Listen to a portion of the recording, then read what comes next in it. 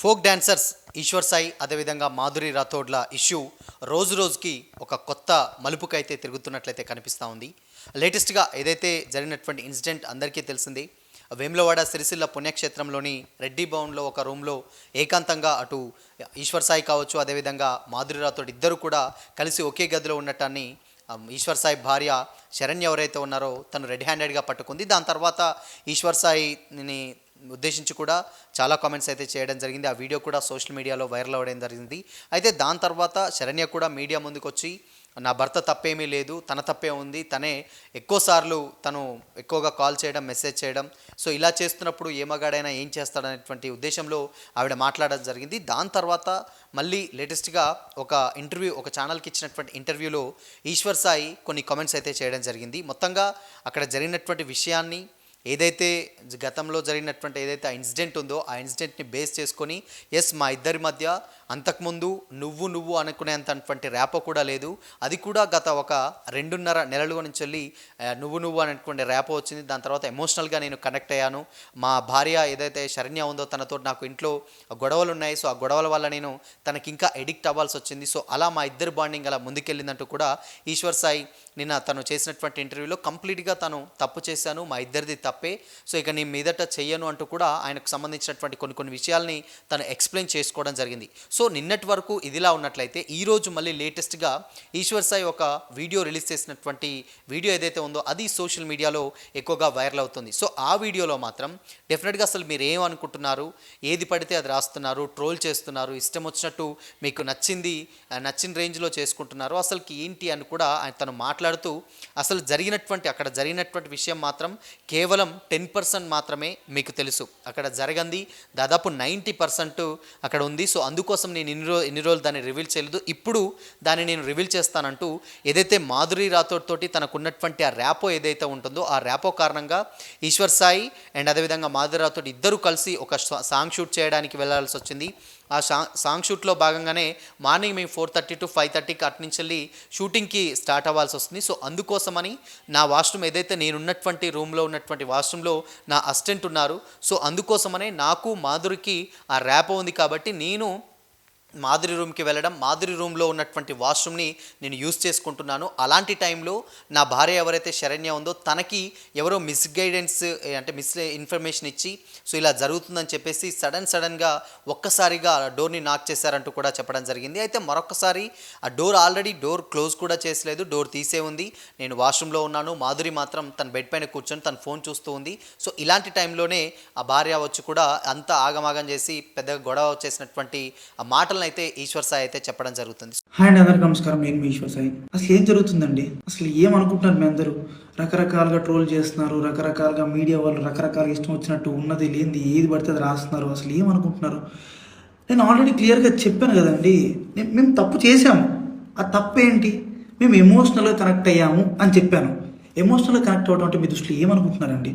అసలు ఆ రోజు అక్కడ ఏం జరిగింది మీకు తెలిసిన 10% మాత్రమే, 90% మీకు తెలియదు. ఆ రోజు ఏం జరిగిందో మీ అందరి ముందు నేను పెట్టబోతున్నాను. ఆ రోజు మార్నింగ్ నాకు షూట్ ఉంది. ఎర్లీ మార్నింగ్ 5:30 కల్లా మేము లొకేషన్కి స్టార్ట్ అయిపోతాం. నేను 4:15కి నా రూమ్లో లేచాను. ఆ టైంకి అసిస్టెంట్ అనే అతను నా వాష్రూమ్లో ఉండటం జరిగింది. నేనేం చేశాను, నేను మాధురి రూమ్కి వాష్రూమ్ యూజ్ చేసుకోవడానికి నేను వెళ్ళాను. ఆ టైంకి నాకు మాధురికి ఆ లీనియన్స్ ఉంది. మీకు ఆల్రెడీ చెప్పాను కదా, మేము ఎమోషనల్గా కనెక్ట్ అయ్యామని చెప్పి. నాకు మాధురికి ఆ లీనియన్స్ ఉంది కాబట్టి నేను ఆ రూమ్కి వెళ్ళి డోర్ నాక్ చేశాను. ఆమె రూమ్ డోర్ ఓపెన్ చేసింది. ఆమె రూమ్ డోర్ ఓపెన్ చేసి నేను డైరెక్ట్గా వాష్రూమ్కి వెళ్ళిపోయాను. ఆమె క్యాజువల్గా ఆమె రూమ్ డోర్ లాక్ కూడా చేయలేదు, రూమ్ డోర్ ఓపెన్లోనే ఉంది. ఆమె క్యాజువల్గా బెడ్ మీద కూర్చొని ఫోన్ యూజ్ చేస్తుంది. అదే టైంకి మా వైఫ్ వాళ్ళకి ఎవరో రాంగ్ గైడెన్స్ ఇచ్చారు, ఎవరో అనుమానాస్పదంగా ఏదో చెప్పారు. ఆ టైంకి సేమ్ రూమ్కి వచ్చింది, రూమ్ డోర్ ఓపెన్లోనే ఉంది. ఆ సిచ్యువేషన్లో మా వైఫ్ ఆవేశం వల్ల ఆమెకి ఇష్టం వచ్చింది చేసింది. అక్కడ ఆ సిచ్యువేషన్లో ఆమె ఇష్టం వచ్చింది చేస్తుందని చెప్పి నేను మాట్లాడే సిచ్యువేషన్లో కూడా లేను. ఆమె నేను ఏం మాట్లాడినా సరే ఆమె నాకు రివర్స్ అయిపోతుంది. అసలు స్కోప్ కూడా ఇవ్వట్లేదు, మాట్లాడే గ్యాప్ కూడా ఇవ్వట్లేదు. ఆమె ఆవేశంలో ఏదేదో చేస్తుంది. ఆమె అనుకున్న రకరకాల వీడియోలు తీస్తున్నారు, రకరకాలుగా బూతులు. మా వైఫ్కి ప్రీవియస్గానే నా మీద చాలా అనుమానం ఉంది. అక్కడికి వచ్చే టైంకి ఆ సిచ్యువేషన్లో ఇదంతా చూసేటప్పటికి ఆమె అనుమానం నిజమైంది అని ఆమె అనుకుంది. ఈలోపు ఆ వెనకున్న వ్యక్తులు ఎవరైతే ఉన్నారో ఆ విషయాలని అతను ఎవరో నాకు కూడా తెలియదు. వెనకున్న వ్యక్తులు అసభ్యకరంగా మాట్లాడటం, నేను అప్పటికే ఆమెకు చెప్తున్నాను, ఆపుతున్నాను, గొడవలు కాదు, కొట్టుకోకండి, కూర్చొని మాట్లాడుకుందాం అని క్లియర్గా నా భార్యకి నేను సంజాయిసి చెప్పడానికి ట్రై చేస్తున్నా కూడా ఆమె వినే పరిస్థితిలో లేదు. నేను ఒక్క మాట మాట్లాడుతుంటే ఆమె 4 దెబ్బలు కొట్టేటట్టుగా ఉంది. ఆ వైఫ్ ఏం జరిగింది నన్ను పట్టుకొని కొట్టి అడుగుతున్నా సరే నేను కామ్గా ఉండటానికి రీజన్ అక్కడ వాళ్ళందరూ వీడియోస్ తీస్తున్నారు. నేను ఏం చెప్తే ఏ రకంగా పోర్ట్రే అయ్యిద్దో తెలియదు. ఎక్స్ప్లెనేషన్ ఇవ్వడానికి నాకు స్కోప్ కూడా ఇవ్వలేదు. ఆల్రెడీ మీకు చెప్తున్నాను కదండి, మేమిద్దరం కనెక్ట్ అయ్యి జస్ట్ 2.5 months అయ్యిందని చెప్తున్నాను. మా మధ్య ఒకరికి లీనియన్స్ ఉంది తప్పితే అంతవరకు వెళ్ళే లీనియన్స్, అంతవరకు వెళ్ళే ర్యాప్ మా ఇద్దరి మధ్యలో లేదు. మేము ఇమోషనల్గా కనెక్ట్ అయ్యాం, ఇమోషనల్గా మాట్లాడుకుంటాం అంతే తప్పితే మేము అంత దూరం మేము ఎప్పుడు వెళ్ళాలని కూడా మేము ఎప్పుడు అనుకోలేదు. అలాంటి క్యారెక్టర్ ఆ అమ్మాయి అస్సలు కాదండి. అమ్మాయి చాలా రెస్పాన్సిబుల్ పర్సన్. అమ్మాయి ఫ్యామిలీని అంతా పోషించుకోవడానికి చాలా కష్టపడుతుంది. నేను ఎప్పటి నుంచో కొన్ని 4-5 years నుంచి అమ్మాయిని నేను చూస్తున్నాను. ఇదే విషయాన్ని నేను మీ అందరికి ఇంటర్వ్యూలో చెప్దాం అనుకున్నాను, కానీ మా లీగల్ అడ్వైస్ ప్రకారం నేను ఎంతవరకు చెప్పాలో అంతవరకే చెప్పాను.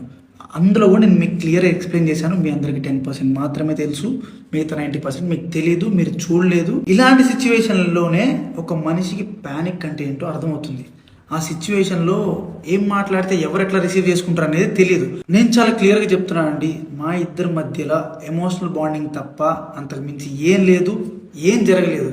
నేను ఒక ఇల్లీగల్ రిలేషన్షిప్ అని దేనికని చెప్తున్నాను అంటే, ఒక పెళ్ళైన అబ్బాయి ఒక అమ్మాయితో ఎమోషనల్ కనెక్ట్ అవ్వటం అనేది కూడా ఇల్లీగల్ రిలేషన్షిప్ అనే పేరు, అక్రమ సంబంధం అనే పేరుతో నాకున్న సిచ్యువేషన్లో నాకు ఆ పదాలు తప్పితే నాకు వేరే ఏం రాలేదు. నాకు నేనున్న డిప్రెషన్కి.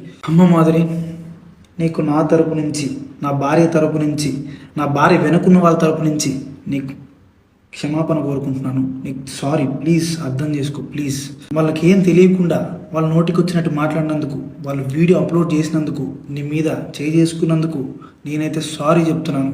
సారీ. నీకు జరిగిన నష్టానికి మీరు ఏ శిక్ష చేసినా నేను అనుభవించడానికి రెడీగా ఉన్నాను. సో ఇంకా మీడియా పీపుల్ అందరికీ అండ్ మీమర్స్కి, ఇన్ఫ్లుయెన్సర్స్కి, ఇన్స్టా వాడుతున్న ఎవరెవరో కూడా రియాక్ట్ అయిన వాళ్ళందరికీ ఇంతటితో ఆపేయండి ప్లీజ్. మా లైఫ్ చాలా డిస్టర్బెన్స్ అయిపోయింది మీ వలన. ప్లీజ్ ఇంతటితో ఆపేయండి. పదే చెప్తున్నా, మేము చేసిన తప్పు ఎమోషనల్గా కనెక్ట్ అవ్వటం. ఆ ఒక్కటి తప్పు వల్లనే మీరు రకరకాలుగా పోర్ట్రే చేశారు, రకరకాలుగా జనాల్లో కన్వే చేసేసారు. ఇంతటితో ఆపేయండి ప్లీజ్. సో అప్పటికి అంటే గతం నుంచి వెళ్ళి స్టిల్ ఇప్పటి వరకు కూడా మేజర్గా అక్కడ జరిగినటువంటి విషయాన్ని అన్నింటి కూడా ఎక్స్ప్లెయిన్ చేస్తూ తను మాట్లాడినటువంటి మాటలు ఏదైతే ఉందో అవి కొంచెం కన్విన్సింగ్గా లేవు అంటూ కూడా సోషల్ మీడియాలో స్టిల్ ఇప్పటికీ కూడా వైరల్ అవుతూనే ఉన్నాయి. అయితే ఏంటంటే ఒకవేళ అలాంటప్పుడు అంటే అంత ర్యాపో ఉన్నప్పుడు ఓన్లీ వాష్రూమ్ యూస్ చేసుకోవడంటే వాడు ఉన్నటువంటి ఓనర్ అంటే ఆల్మోస్ట్ బాస్ అక్కడ ఈశ్వర్ సాయిని కాదని తన వాష్రూమ్ ఎలా యూస్ చేసుకుంటాడు. సో అలాంటప్పుడు మార్నింగ్ 4 o'clock ఆ టైంకి మాధురి రూమ్కి వెళ్ళి వాష్రూమ్ యూస్ చేసుకుంటే షర్ట్ లేకుండా ఎలా ఉంటాడు. సో ఇలా కనీసం తను వీడియో తీసేటప్పుడు పరిస్థితి ఏం జరిగింది ఏంటి అని కూడా ఆరా తీయాలి కదా అనేటువంటి కామెంట్స్ కూడా వెల్లువెత్తుతున్నాయి. అయితే నేను తనకి ఎక్స్ప్లెయిన్ చేయబోయే లోపుల్నే తను ఒక్కసారిగా లోపలికి రావడం, పెద్దగా అరవడం, ఆ వీడియోలు తీయడం, దాని తర్వాత విషయాలు ఎవరో తెలియదు వీళ్ళందరూ ఒక్కసారిగా వచ్చి మా చుట్టుముట్టేసరికి ఒక్కసారిగా ప్యానిక్ అయిపోయాం. భయపడి ఏం చేయాలో అర్థం కాని పరిస్థితులలో మేము అలానే సైలెంట్గా ఉండాల్సి వచ్చింది తప్పితే మేజర్గా మా తప్పేమీ లేదు. మాకు ఉన్నటువంటి ఏదైతే బాండింగ్ ఉందో అది కేవలం ఎమోషనల్ బాండింగ్ మాత్రమే తప్పితే ఫిజికల్గా మా ఇద్దరి మధ్య ఎలాంటి రిలేషన్ లేదంటూ కూడా ఈశ్వర్ సాయి అయితే కామెంట్ చేయడం జరిగింది. అయితే అంటే డెఫినెట్గా ఒక పెళ్ళైనటువంటి వ్యక్తి ఎవరైతే ఉన్నారో తన భార్యని కాకుండా వేరే వ్యక్తితోటి ఎమోషనల్గా కనెక్ట్ అవ్వడం కూడా అది ఇల్లీగల్. సో అందుకోసం నేను నిన్న తప్పు జరిగింది అంటున్నాను. సో అందుకోసమే మా లీగల్ అడ్వైజర్ ఎవరైతే ఉన్నారో ఆయన నిన్నటి వరకు కూడా ఎక్కడ ఏది చెప్పాలో అది చెప్తే నేను ఆయన చెప్పిన దాన్ని ఫాలో అవుతూ అలానే చెప్పాను తప్పితే అసలు జరిగిన వాస్తవం ఇదంటూ కూడా ఈశ్వర్ సాయి అయితే చెప్పడం జరుగుతుంది. సో ఒక్కసారి ఈశ్వర్ సాయి చెప్పినటువంటి మాటలు కనుక చూసుకున్నట్లయితే ఇది కంప్లీట్గా ఈశ్వర్ సాయి మొత్తం కూడా ప్లేట్ పిరాయించి చెప్తున్నాడు. నిన్నొక తీరుగా చెప్పాడు, ఈరోజు ఒక తీరుగా చెప్తున్నాడు అంటూ కూడా చాలామంది సోషల్ మీడియాలో అయితే కామెంట్ చేస్తున్నారు. అది ఏదైనా చెప్తే కనీసం నమ్మశక్యంగా ఉండాలి. అంత రెడీ హ్యాండెడ్గా రూమ్లో ఉన్నప్పుడు, దాని తర్వాత వాళ్ళిద్దరు ఉన్నప్పుడు కలిసి ఒక్కసారిగా ఆమె రైట్ చేసినప్పుడు, ఆ ప్రాపర్ ఇన్ఫర్మేషన్ ఇచ్చినప్పుడు, అలాంటి టైంలో వచ్చినప్పుడు నేను తప్పు చేశానని నిన్న ఒక ఇంటర్వ్యూలో ఒప్పుకోవడం, దాని తర్వాత మళ్ళీ ఈరోజు తెల్లారి ఒక వీడియో పెట్టి అంటే మా మధ్య ఫిజికల్ బాండింగ్ లేదు, కేవలం ఎమోషనల్ బాండింగే ఉంది, నేను వాష్రూమ్ యూస్ చేసుకోవడానికి మాత్రమే పోయాను అని చెప్పడం.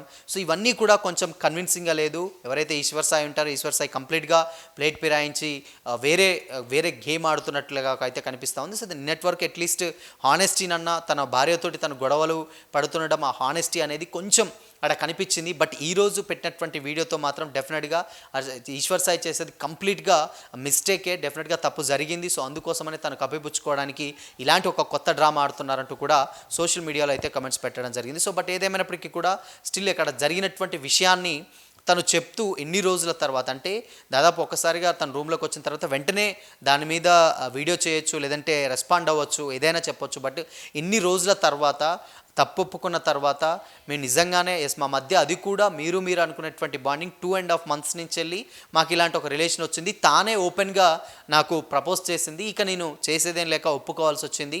తానే ఓపెన్గా డైరెక్ట్గా అడిగేసింది. నేను ఒప్పుకున్నానని నేను ఒక ఇంటర్వ్యూలో చెప్పినటువంటి ఈశ్వర్ సాయి ఆబ్వియస్లీ నేను చేసిన తప్పే. నాకున్న సిచ్యువేషన్కి, ఆ టైంలో సర్కమ్స్టాన్సెస్కి, నాకున్న ప్రెషర్కి, నాకున్న హెడ్ఏక్కి, నాకు ఇంకా ఆ సిచ్యువేషన్లో నేను చేసిన తప్పే.